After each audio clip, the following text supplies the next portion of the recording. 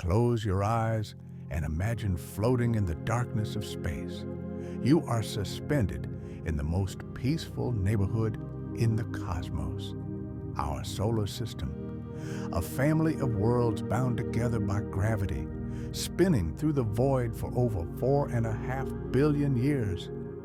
Tonight, we will drift through this celestial home, discovering its quiet wonders, its hidden rhythms, and the gentle forces that hold everything in perfect balance.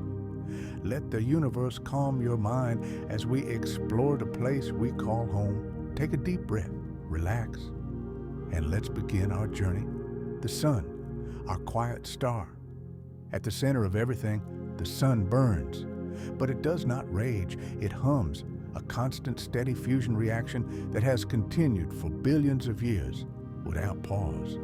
The sun is not an explosion. It is a carefully balanced dance between gravity pulling inward and nuclear fusion pushing outward. These two forces have held each other in perfect equilibrium for longer than Earth has existed. This balance creates stability, and in that stability, life found a way to emerge. The sun is middle-aged, about 4.6 billion years old. It has another 5 billion years before it changes. For now, it simply exists, converting hydrogen into helium at its core, releasing energy that takes over 100,000 years to travel from the center to the surface. By the time sunlight touches your face, those photons have been on a journey through the sun's interior that began when your great ancestors were not yet born. Each ray of sunlight is ancient, a wanderer finally reaching the end of its long path. The sun loses 4 million tons of mass every second through nuclear fusion. This sounds catastrophic, but the sun contains so much mass that it will barely notice this loss over its entire lifetime.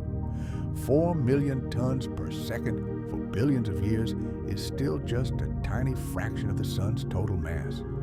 The universe operates on scales that make human concerns seem beautifully small, comfortingly small. Every 11 years, the sun's magnetic field flips. North becomes south, south becomes north. This cycle creates sunspots, solar flares, and changes in solar wind. But even these dramatic events are part of the rhythm. The sun breathes in 11-year cycles and has done so for as long as we have watched.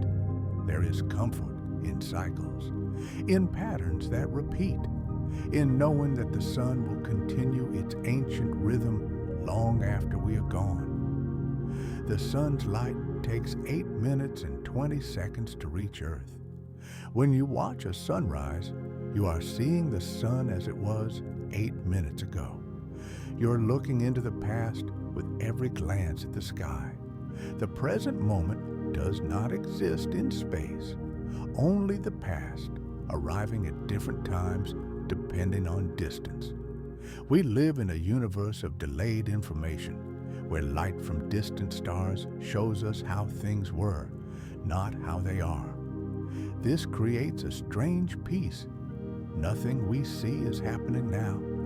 Everything has already occurred. We are observers of history even when we look at the sun. The sun is silent. In the vacuum of space, no sound travels. If you could somehow survive near the sun's surface, you would witness massive eruptions of plasma, explosions larger than planets, shock waves that could destroy worlds, and you would hear nothing. Absolute silence. The greatest show in the solar system performs without sound, just light and fury in perfect quiet.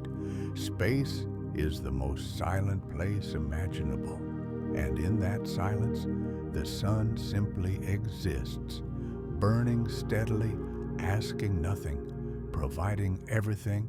Mercury, the swift wanderer. Mercury is the smallest planet and the closest to the sun. It orbits in just 88 Earth days, moving faster than any other planet. Ancient astronomers noticed this speed and named it after the Roman messenger god who wore winged sandals. Mercury rushes through its year, completing 4 orbits in the time Earth completes 1. Speed defines Mercury. It is always moving, always racing around the sun, never lingering. But despite its fast orbit, Mercury rotates slowly. A single day on Mercury, one complete rotation, takes 59 Earth days. This creates a strange relationship between its day and year. 2 Mercury years equal 3 Mercury days. The math creates odd rhythms. If you stood on Mercury's surface and marked the position of the sun, you would see it rise, stop, move backward, then continue forward again. The sun would appear to dance in the sky, changing direction due to Mercury's elliptical orbit and slow rotation. Time works differently on every world. Mercury has no atmosphere to speak of. Without air to trap heat, the temperature swings wildly. The side facing the sun reaches 430 degrees Celsius, hot enough to melt lead. The night side drops to negative 180 degrees Celsius, cold enough to freeze carbon dioxide. A difference of over 600 degrees between day and night. This is the most extreme temperature variation of any planet in our solar system. Mercury experiences the full intensity of the sun's heat and the full coldness of space within each rotation. It is a world of extremes without the moderating influence of an atmosphere. Despite being the closest planet to the sun, Mercury has ice. This seems impossible, but at Mercury's poles, deep inside certain craters, sunlight never reaches. These permanently shadowed regions are colder than much of the outer solar system. Radar observations detected bright patches in these craters. Scientists confirmed it. Water ice. Sitting on the hottest planet in the solar system. The universe contains contradictions. Ice survives on Mercury while liquid water cannot exist on Venus, even though Venus is farther from the sun. Context matters more than proximity. Mercury has a large iron core that takes up about 85% of the planet's radius. This is unusual. Most rocky planets have cores that represent a smaller fraction of their total size. Scientists believe Mercury may have once been larger, with a thick rocky mantle like Earth. But a massive collision early in its history stripped away much of that outer layer, leaving behind a planet that is mostly core. Mercury is the skeleton of a world that used to be. What we see today is what remained after catastrophe. Yet it continues orbiting, unbothered by its violent past. The surface of Mercury is covered in craters. Billions of years of impacts have left their mark. One crater, called Caloris Basin, is 1,550 kilometers across. The impact that created it was so powerful that it sent shock waves through the entire planet. On the exact opposite side of Mercury from Caloris Basin, the terrain is chaotic and jumbled. The shock waves from the impact traveled through Mercury's interior, converged on the opposite side, and disrupted the surface there. One impact, 2 scars. The planet remembers. Mercury has no moons. It orbits alone, the only rocky planet in the inner solar system without a companion. Perhaps the proximity to the sun makes stable moon orbits impossible. Perhaps Mercury once had moons and lost them to tidal forces or collisions. We do not know. What we know is that Mercury has traveled alone for billions of years, racing around the sun at 47 kilometers per second, keeping pace with nothing but its own shadow. Venus, the shrouded twin. Venus is Earth's twin in size, almost the same diameter, almost the same mass, almost the same density. But where Earth became a paradise for life, Venus became a vision of hell. The similarities make the differences more striking. Two planets born from the same material in the same stellar neighborhood, following such different paths. Venus is a reminder that small changes in initial conditions can lead to radically different outcomes. Venus rotates backward. Compared to most planets, which spin counterclockwise when viewed from above the Sun's north pole, Venus spins clockwise. This retrograde rotation is unusual. Scientists are not certain why. Perhaps a massive collision knocked Venus spinning in the opposite direction. Perhaps gravitational interactions with the Sun gradually reversed its spin. The answer remains uncertain. Venus keeps its secrets. A day on Venus is longer than a year on Venus. It takes Venus 243 Earth days to complete one rotation, but only 225 Earth days to orbit the Sun. This means if you stood on Venus's surface and watched the Sun, it would rise in the west, move slowly across the sky over many Earth months, and set in the east 117 Earth days later. Then darkness for another 117 Earth days before the next sunrise. The day-night cycle on Venus operates on timescales humans struggle to comprehend. Venus has the densest atmosphere of any rocky planet. The pressure at the surface is 92 times Earth's atmospheric pressure, the equivalent of being 900 meters underwater on Earth.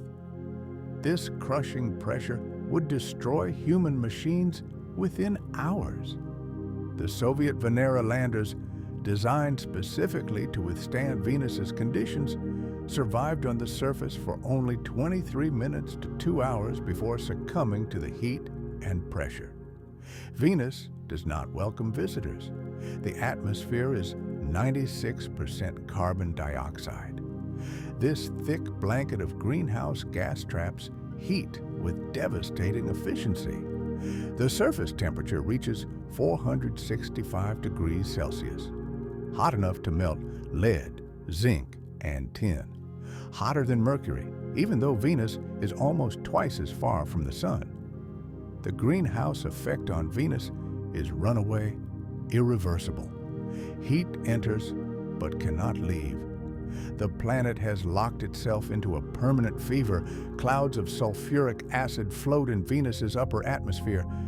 These clouds completely obscure the surface from view. For centuries, astronomers could only guess what lay beneath. They imagined oceans, jungles, perhaps even life. The reality is far harsher. The clouds reflect so much sunlight that Venus is the brightest natural object in Earth's night sky after the moon. This brightness is ironic. Venus appears beautiful from Earth, a brilliant evening or morning star. But that beauty is a veil hiding an inferno. Lightning may flash constantly in Venus's atmosphere. Radio signals detected by spacecraft suggest electrical activity far more intense than Earth's lightning storms. Imagine a world where the clouds themselves are batteries, building up charge and releasing it in perpetual storms. These storms do not bring rain. The temperature is too high for water to condense. Instead, the lightning flashes through sulfuric acid clouds, illuminating a hellscape that no eye will likely ever witness directly. Despite the hostile conditions, Venus may have once had oceans. Computer models suggest that if Venus formed with water similar to Earth, that water could have remained liquid for up to 2 billion years. Venus might have been habitable once, a world with seas, perhaps even life. But gradually, the greenhouse effect intensified. The oceans evaporated. Water vapor, itself a greenhouse gas, accelerated the warming. The water molecules broke apart in the upper atmosphere, Hydrogen escaped to space. Oxygen bonded with rocks. The oceans vanished molecule by molecule until nothing remained but a dry, suffocating world. Venus is what Earth could become, a warning carved in stone and acid. Earth, the blue oasis. Earth is the only world we know with liquid water on its surface. This fact is easy to take for granted, but liquid water requires a narrow range of temperature and pressure. Too cold and it freezes. Too hot and it evaporates. Too little atmospheric pressure and it boils away. Earth exists in a zone where water can remain liquid, pooling in vast oceans that cover 71% of the surface. This water made everything else possible. Life emerged in those oceans, and life transformed the planet. Earth has plate tectonics. The crust is broken into massive pieces that float on the semi-molten mantle below. These plates move slowly, a few centimeters per year, but over millions of years, they reshape continents, raise mountains, and open ocean basins. Plate tectonics recycles the planet's surface. Old crust sinks back into the mantle. New crust forms at spreading ridges. This constant renewal keeps Earth geologically active and may be one reason life persisted here. Plate tectonics regulates the carbon cycle, drawing carbon dioxide from the atmosphere and locking it in rocks. Without this process, Earth might have suffered Venus's fate. Earth has a magnetic field generated by the motion of molten iron in the outer core. This field extends far into space, creating a protective bubble called the magnetosphere. The magnetosphere shields Earth from the solar wind, a stream of charged particles flowing from the sun. Without this shield, the solar wind would gradually strip away Earth's atmosphere as it did to Mars. The magnetic field is invisible, intangible, yet absolutely essential. We live protected by forces we cannot see. Earth's moon is unusually large compared to the planet. Most moons in the solar system are tiny compared to their parent worlds. But our moon has a diameter more than a quarter of Earth's diameter. This size ratio is unique among rocky planets. The leading theory suggests the moon formed from debris after a Mars-sized object called Theia collided with early Earth. The impact vaporized both bodies partially, creating a disk of material that coalesced into the moon. We exist because of a cosmic accident. The moon stabilizes Earth's axial tilt, preventing wild climate swings. Without the moon, Earth's seasons would be chaotic, possibly preventing complex life from evolving. Earth's atmosphere is 21% oxygen. This seems normal because it is all we have known. But oxygen is highly reactive. It should bond with rocks and disappear from the atmosphere. The fact that free oxygen persists is because life constantly replenishes it through photosynthesis. Plants, algae, and cyanobacteria split water molecules, release oxygen, and have been doing so for over 2 billion years. Earth's atmosphere is not in chemical equilibrium. It is actively maintained by billions of living organisms. Our air is alive. Earth completes one rotation in 24 hours. But this is slowing. The moon's gravity creates tidal bulges in Earth's oceans. The friction from these moving bulges gradually transfers rotational energy from Earth to the moon's orbit. As a result, Earth's days are getting longer, and the moon is slowly moving away from Earth.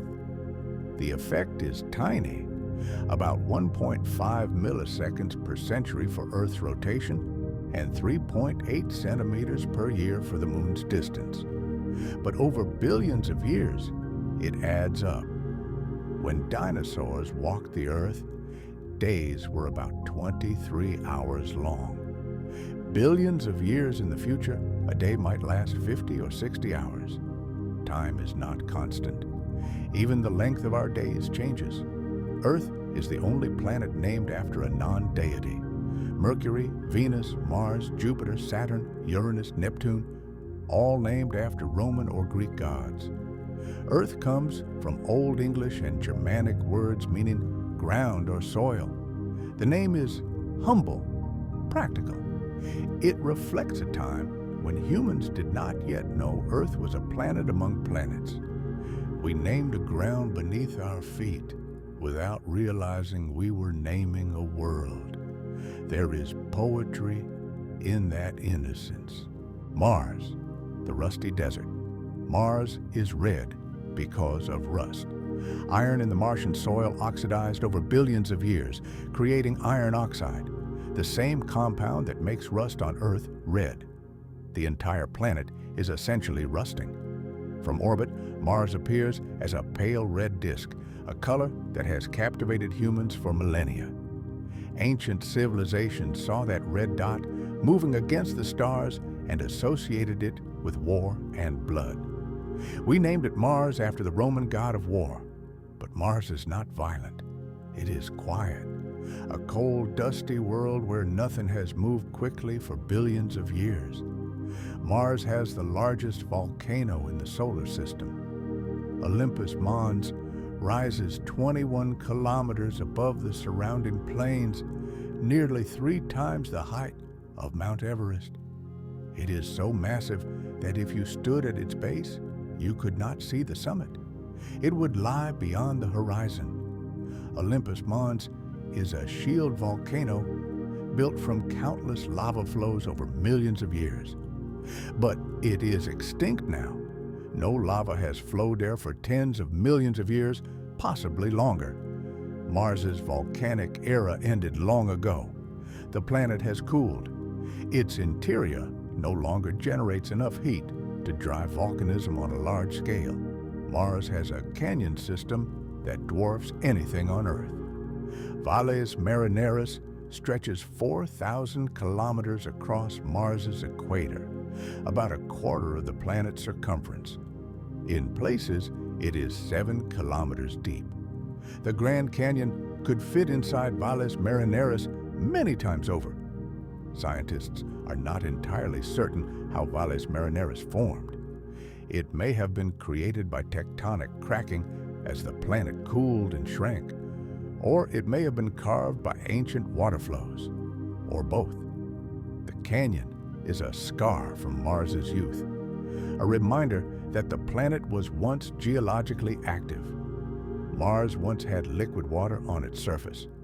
We know this because spacecraft have photographed ancient river valleys, deltas, and lake beds. Water carved channels into the rock. It deposited sediments in layered patterns. Some regions show evidence of massive floods that released volumes of water comparable to all the Great Lakes combined. Mars was wet once, perhaps for hundreds of millions of years. But Mars is smaller than Earth. Its lower gravity could not hold a thick atmosphere. Over time, the atmosphere thinned. Surface water evaporated or froze. Mars dried up, leaving behind only ice at the poles and underground. The planet that once had rivers is now a desert. Mars has 2 small moons, Phobos and Deimos, named after the sons of the god Mars in Greek mythology. Their names mean fear and panic. But there is nothing fearful about these tiny moons. Phobos is only 22 kilometers across. Deimos is even smaller at 12 kilometers. Both are irregularly shaped, more like potatoes than spheres. They are likely captured asteroids pulled into Mars's orbit long ago. Phobos orbits so close to Mars that tidal forces are slowly pulling it inward. In about 50 million years, Phobos will either crash into Mars or break apart into a ring system. Mars will briefly have rings like Saturn. Then those rings will fall to the surface as meteor showers spread over millions of years. A day on Mars is remarkably similar to an Earth day. Mars rotates once every 24 hours and 37 minutes. This similarity is a coincidence, but a convenient one. It means Mars has a day-night cycle almost identical to Earth's. Astronauts on Mars would experience familiar rhythms: sunrise, sunset, sleep cycles that align with their biology. Mars also has seasons because its axis is tilted at 25 degrees, very similar to Earth's 23.5-degree tilt. But Mars's seasons last almost twice as long because Mars takes 687 Earth days to orbit the Sun. A Martian year contains roughly 670 Martian days called sols. Dust storms on Mars can engulf the entire planet. These global dust storms occur roughly once every 3 Martian years. The fine, rusty dust lifts into the thin atmosphere and blocks sunlight for weeks or months. The sky turns dark, temperatures drop, solar-powered equipment ceases to function. The storm that ended the Opportunity rover's mission in 2018 was one such event. Opportunity had been exploring Mars for 15 years, far beyond its planned 90-day mission. But the dust storm blocked the sun. The rover's batteries died. It never woke up. Opportunity sent its last transmission and then fell silent, alone in the Martian desert. There is something profoundly sad about that ending. A machine built by humans, dying quietly on another world, unable to call for help. The asteroid belt. The failed planet between Mars and Jupiter lies a region filled with rocky debris. The asteroid belt contains millions of asteroids, ranging from tiny pebbles to Ceres, a dwarf planet 940 kilometers across. These are the leftovers from the solar system's formation, material that never coalesced into a planet. Jupiter's immense gravity stirred the region, preventing the asteroids from accumulating. The asteroid belt is not a failed planet so much as a planet that was prevented from forming. Jupiter's influence doomed it before it could begin. Despite containing millions of objects, the asteroid belt is mostly empty space. If you were to fly a spacecraft through the asteroid belt, your chances of randomly hitting an asteroid would be astronomically small. The asteroids are spread across an enormous volume. On average, they are separated by hundreds of thousands of kilometers. Science fiction films depict the asteroid belt as a dense field requiring skillful navigation. The reality is that you could pass through without seeing a single asteroid up close. Space is vast. Even regions we call crowded are mostly void. Ceres is the largest object in the asteroid belt and the only one massive enough to have pulled itself into a spherical shape under its own gravity. This qualifies it as a dwarf planet. Ceres contains about a third of the asteroid belt's total mass. It has a rocky core, a water ice mantle, and possibly a subsurface ocean. In 2015, the Dawn spacecraft orbited Ceres and discovered bright spots on the surface. These spots are deposits of salt left behind when briny water erupted from below and evaporated. Ceres is wet. Even out here, far from the sun, water exists. Vesta is the second largest asteroid. With a diameter of about 525 kilometers, it is also one of the brightest because its surface reflects sunlight well. Vesta is unusual because it differentiated.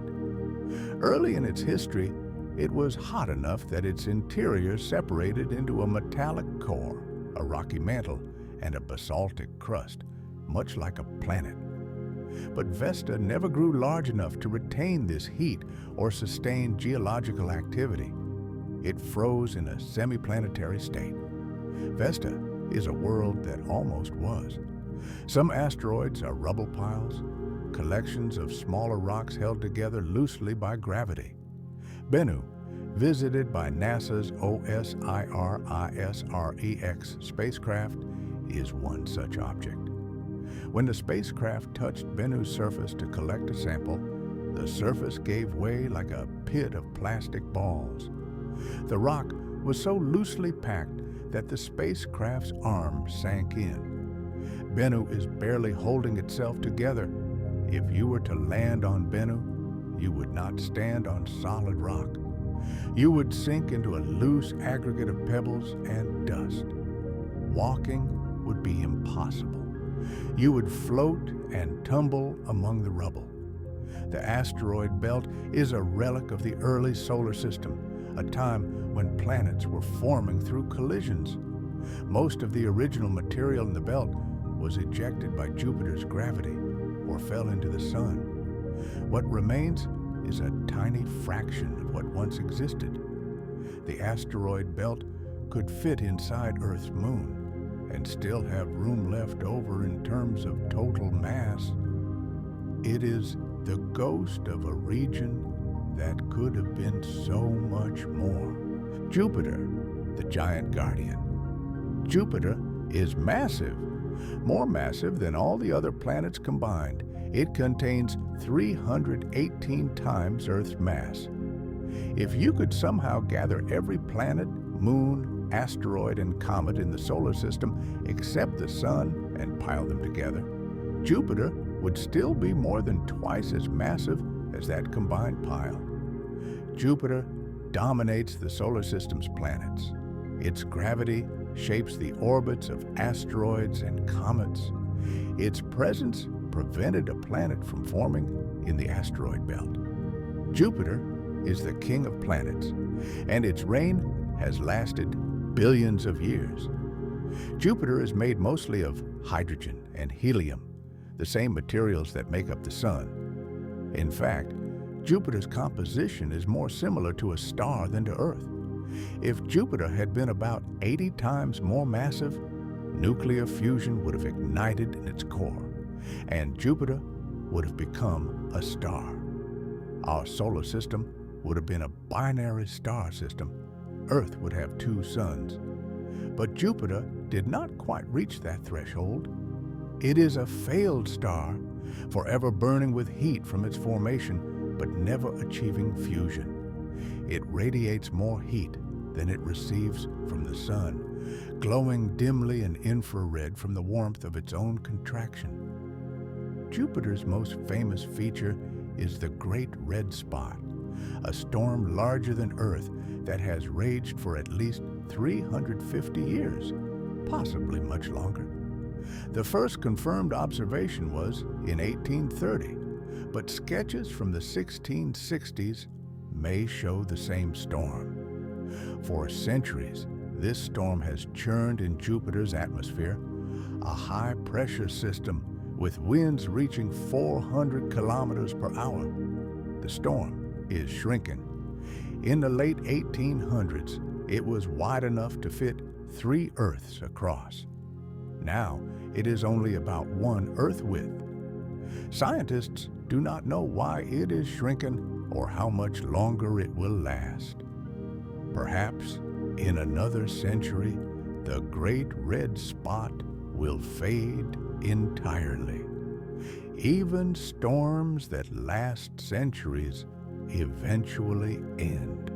Jupiter has at least 95 moons, and more are discovered regularly.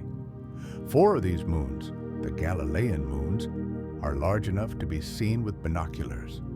Galileo discovered them in 1610, providing early evidence that not everything orbited Earth.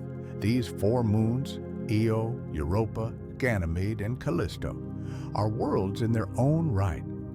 Io is the most volcanically active body in the solar system, with hundreds of active volcanoes erupting continuously. Europa has a smooth ice surface covering a global ocean that may be twice the volume of Earth's oceans. Ganymede is the largest moon in the solar system, bigger than the planet Mercury. Callisto is ancient and heavily cratered, a time capsule from the early solar system. Each of Jupiter's major moons could be the subject of a lifetime of study. Jupiter has a faint ring system. Much less spectacular than Saturn's rings, Jupiter's rings are made of fine dust particles, likely kicked up by micrometeorite impacts on Jupiter's small inner moons. The rings are invisible from Earth without powerful telescopes, but spacecraft passing through Jupiter's system photograph them. They are delicate, ephemeral structures constantly replenished by impacts. Without those impacts, the rings would disappear within decades as particles fall into Jupiter or are pushed away by solar radiation. Jupiter's magnetic field is the strongest of any planet, 20,000 times stronger than Earth's. This field creates a magnetosphere so large that if we could see it from Earth, it would appear several times larger than the full moon in the sky. Charged particles trapped in this magnetosphere create intense radiation belts around Jupiter. The radiation is so intense that spacecraft electronics can be damaged passing through it. The Galileo spacecraft, which orbited Jupiter from 1995 to 2003, had its systems degraded by radiation despite being designed to withstand it. Jupiter is dangerous, even from afar. Jupiter may have saved Earth. Simulations suggest that Jupiter's gravity acts as a shield, deflecting many comets and asteroids that would otherwise enter the inner solar system and potentially collide with Earth. Jupiter has been struck many times. In 1994, comet Shoemaker-Levy 9 broke apart and slammed into Jupiter in a series of impacts, each releasing energy equivalent to millions of nuclear bombs. The scars from those impacts were visible in Jupiter's atmosphere for months. Jupiter absorbed those hits. Had that comet entered the inner solar system, the consequences for Earth could have been catastrophic. We may owe our existence in part to Jupiter's presence. Jupiter rotates faster than any other planet. Despite its enormous size, it completes one rotation in just under 10 hours. This rapid spin creates bulging at the equator. Jupiter is noticeably oblate, flattened at the poles and bulging at the middle. The fast rotation also drives Jupiter's powerful weather systems, stretching clouds into bands and creating the turbulent storms we observe. Everything on Jupiter is in motion. The planet is a perpetual storm, a churning mass of gas that has never known stillness. Saturn, the ringed jewel. Saturn is the second largest planet and the most visually stunning. Its rings are so prominent that even a small telescope reveals them. When Galileo first observed Saturn in 1610, his telescope was not powerful enough to resolve the rings. He saw what appeared to be three objects, a central sphere with two smaller spheres on either side. He wrote that Saturn had ears. When he looked again 2 years later, the ears had vanished.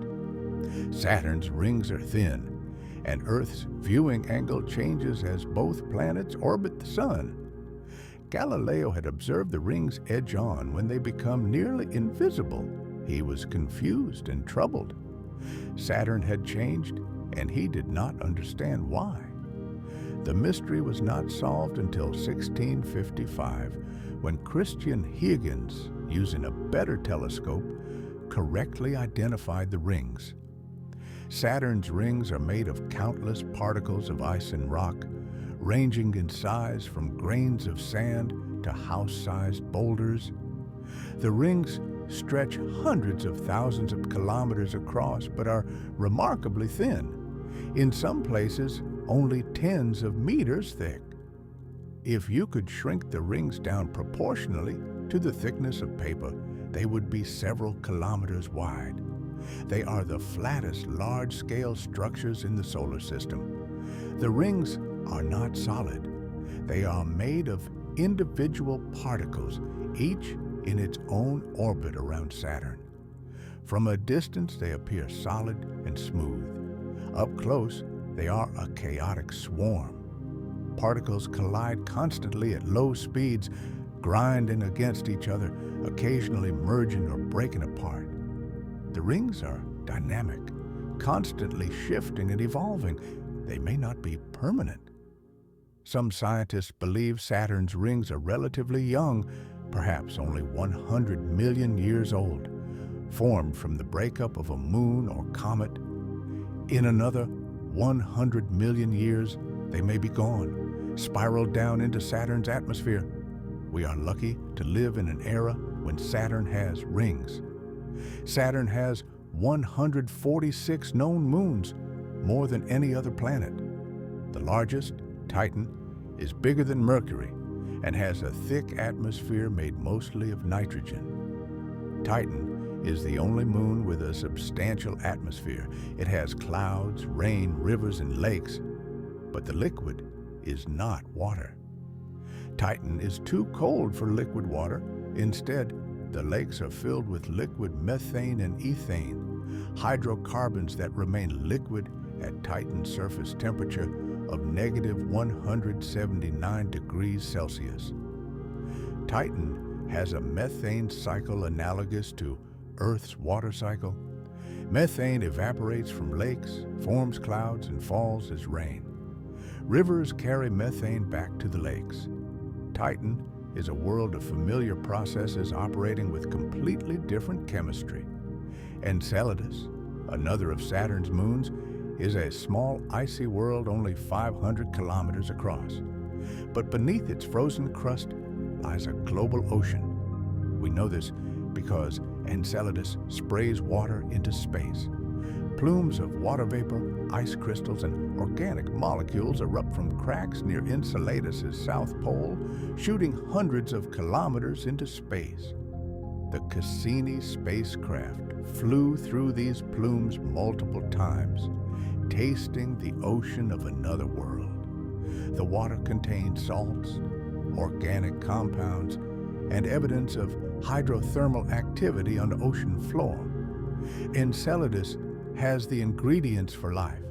We have not found life there yet, but the possibility exists. Saturn, like Jupiter, is made mostly of hydrogen and helium, but Saturn is less dense than Jupiter. In fact, Saturn is the only planet in the solar system with a density lower than water. If you could find a bathtub large enough, Saturn would float.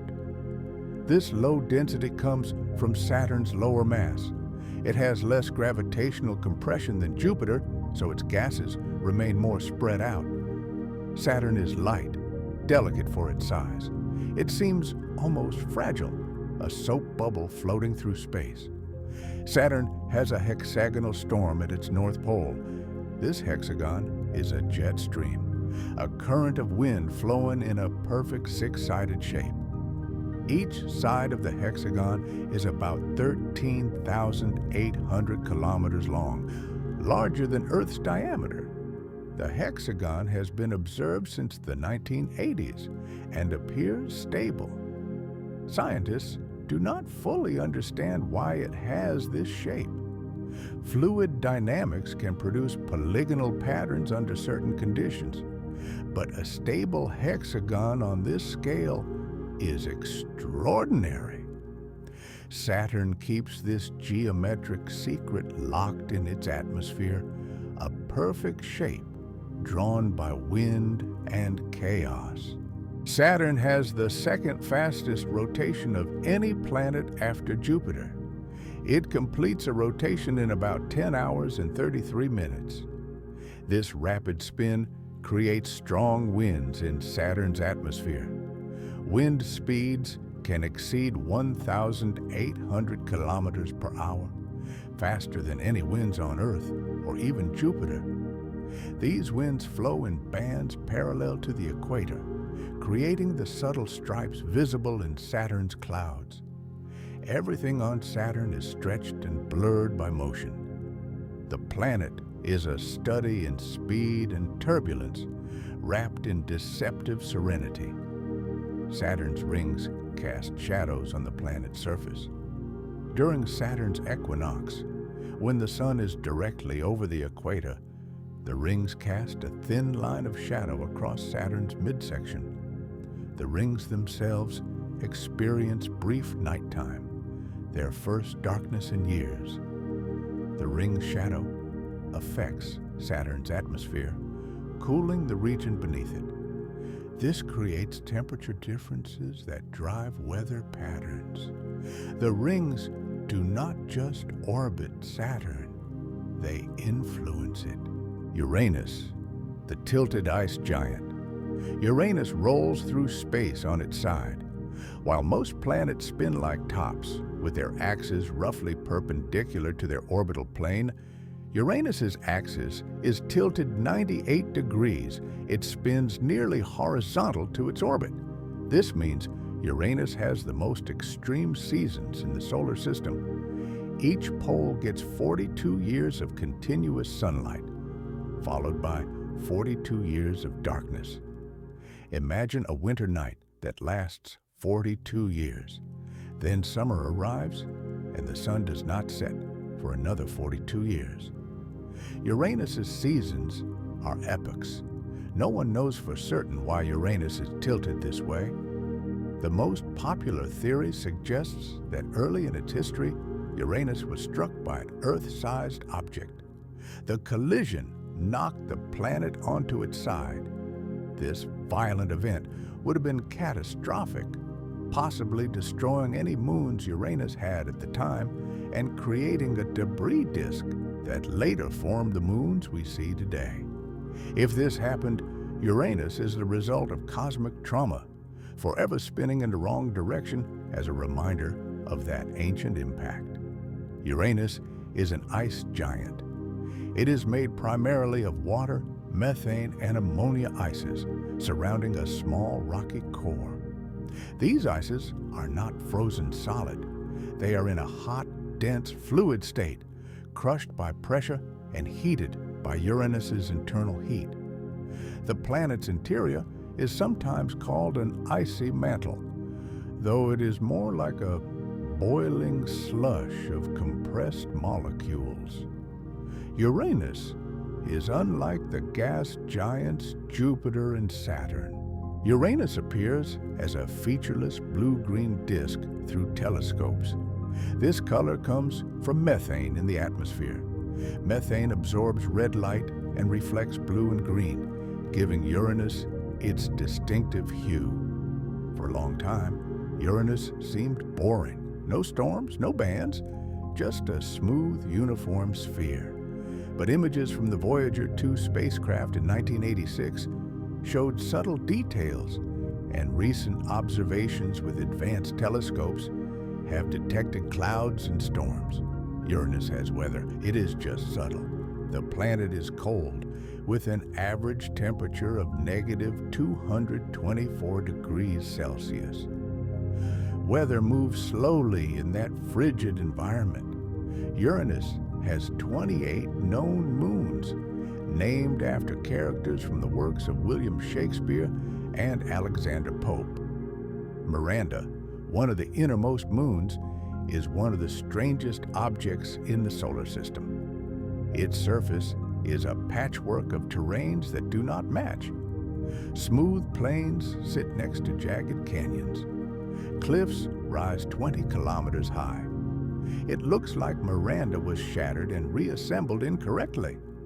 Scientists believe Miranda may have been broken apart by impacts multiple times, and each time gravity pulled the pieces back together. Miranda is a moon that has died and been reborn over and over. Uranus has rings, though they are dark and difficult to see. The rings were discovered in 1977 when Uranus passed in front of a star. Astronomers watched the star to study Uranus's atmosphere, but before the planet blocked the star blinked out briefly several times. Something was blocking the light. Rings.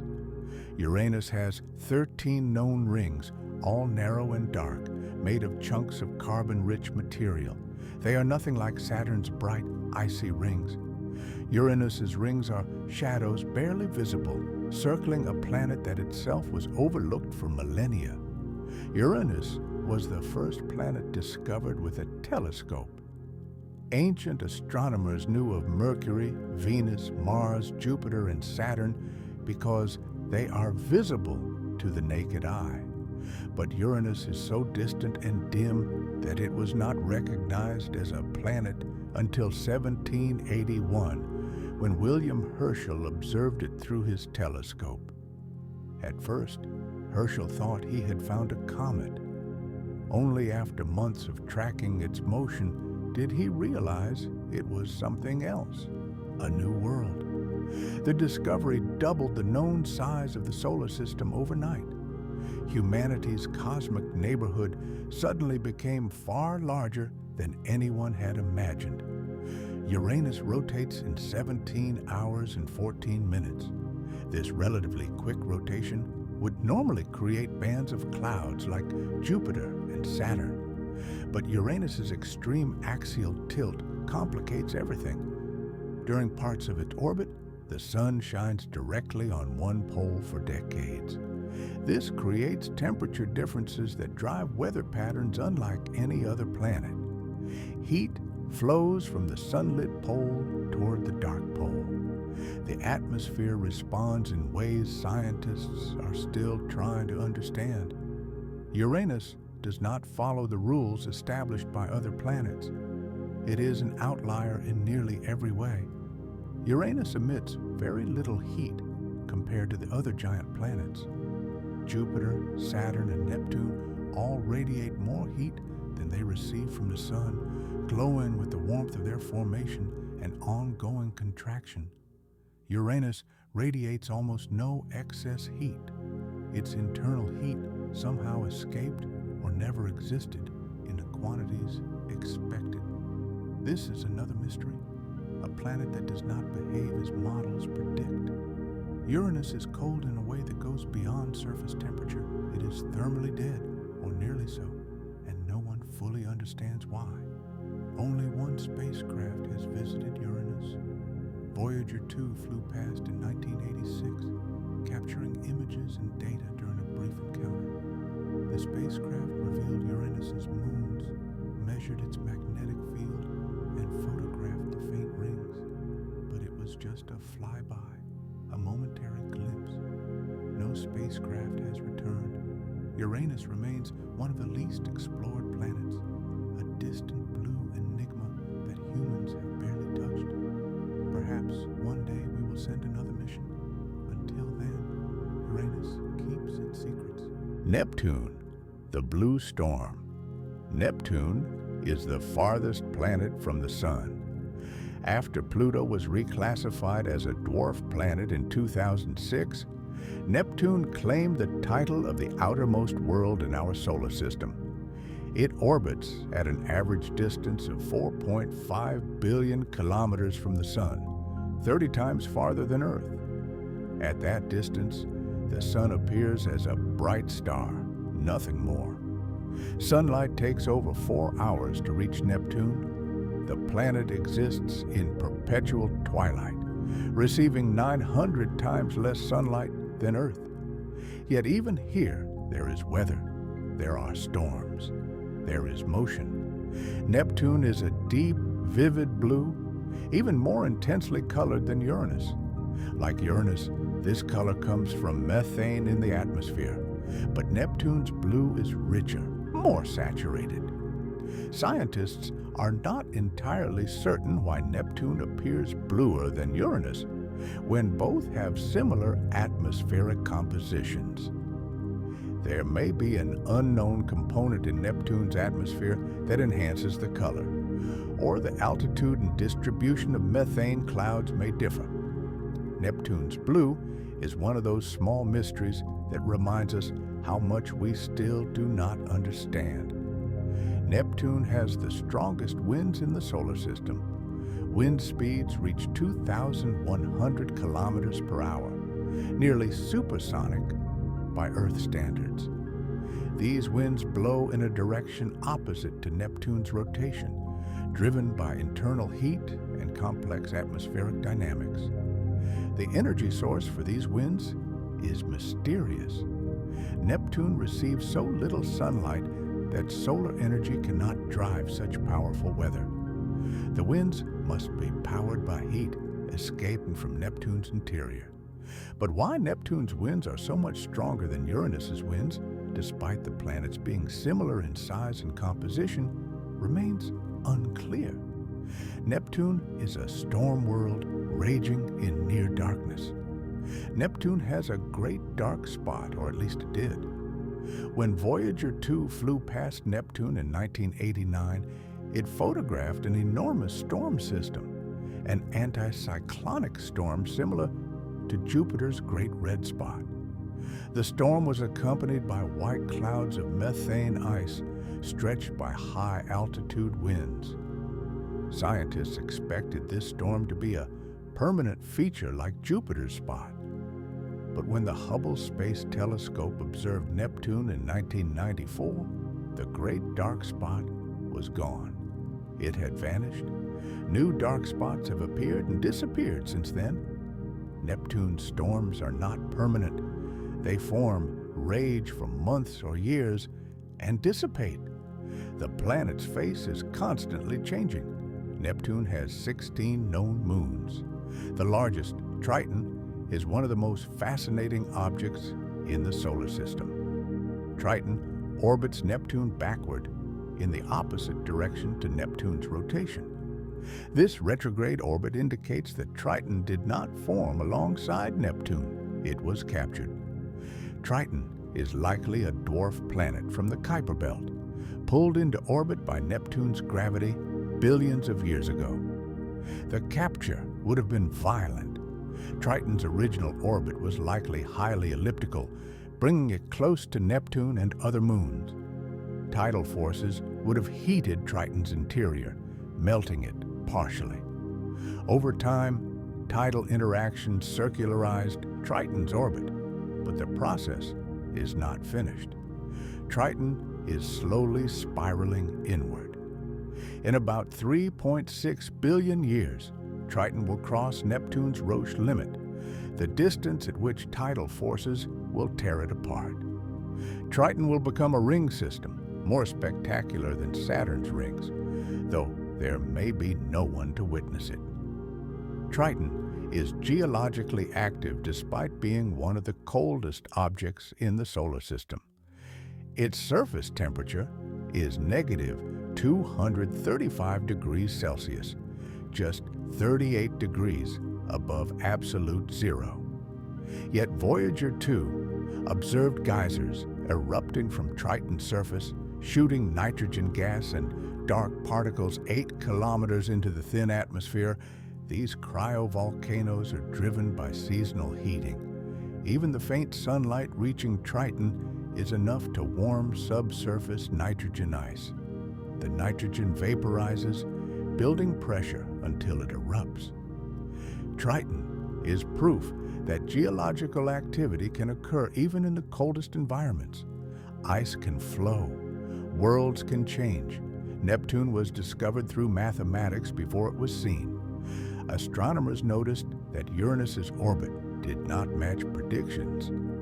Something was pulling on Uranus, disturbing its path. In the 1840s, two mathematicians, Urbain Le Verrier in France and John Couch Adams in England, independently calculated where an unknown planet would need to be to explain Uranus's motion. In 1846, astronomers in Berlin pointed their telescope to the predicted location and found Neptune.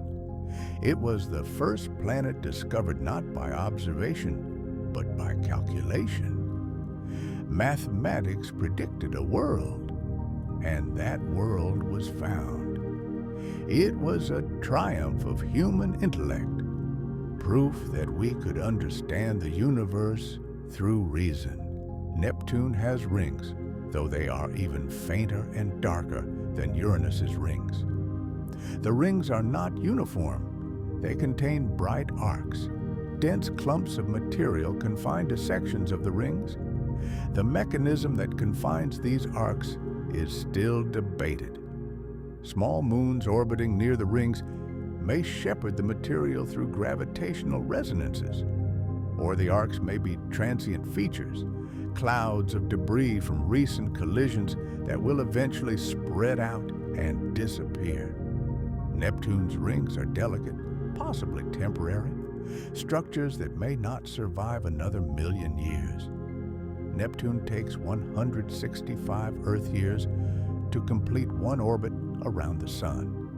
Since its discovery in 1846, Neptune has completed only one full orbit. In 2011, Neptune returned to the same position in the sky where it was first discovered. One Neptunian year had passed.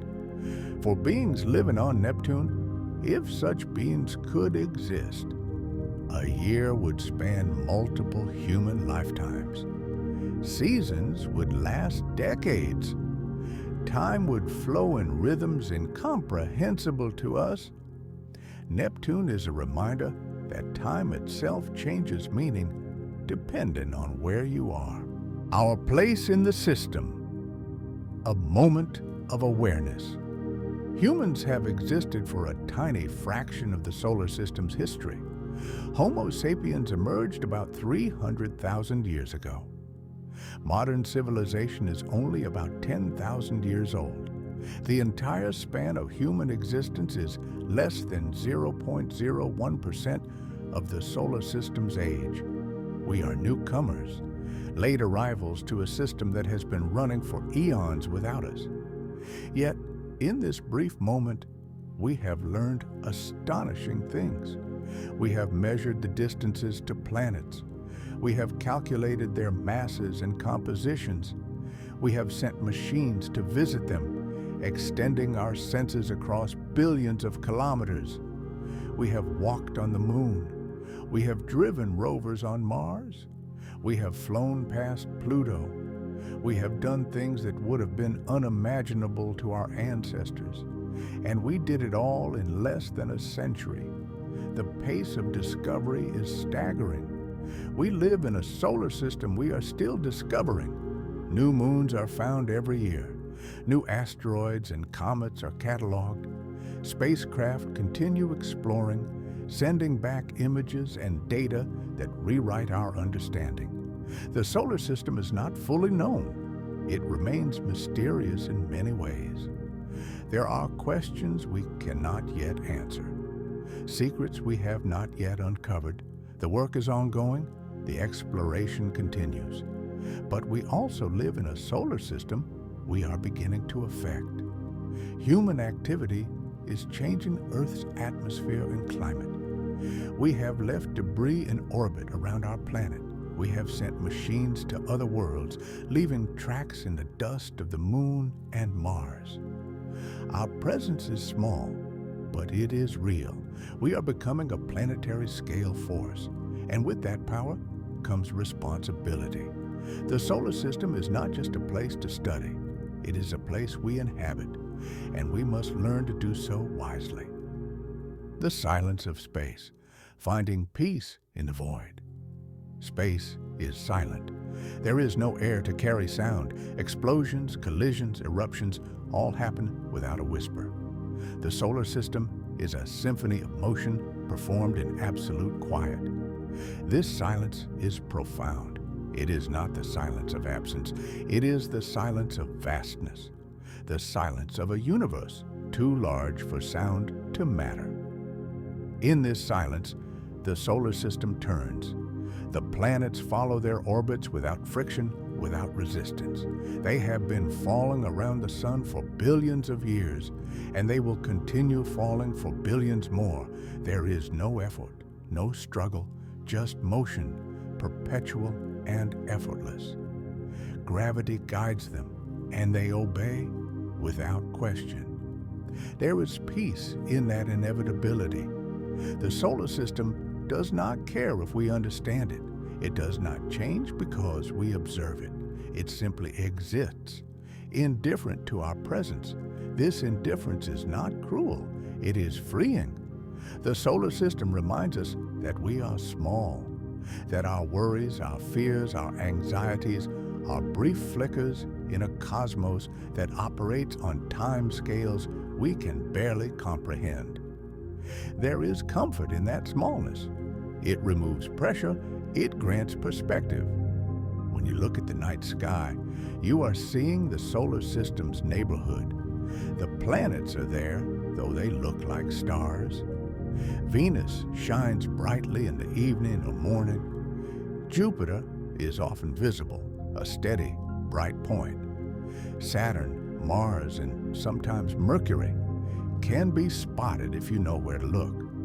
These are worlds, places as real as the ground beneath your feet. They are not distant abstractions. They are physical locations with surfaces and skies and weather. They exist right now, at this moment, continuing their ancient journeys. And beyond them, the stars. Each star is another sun, perhaps with its own family of planets. Some of those planets may harbor life.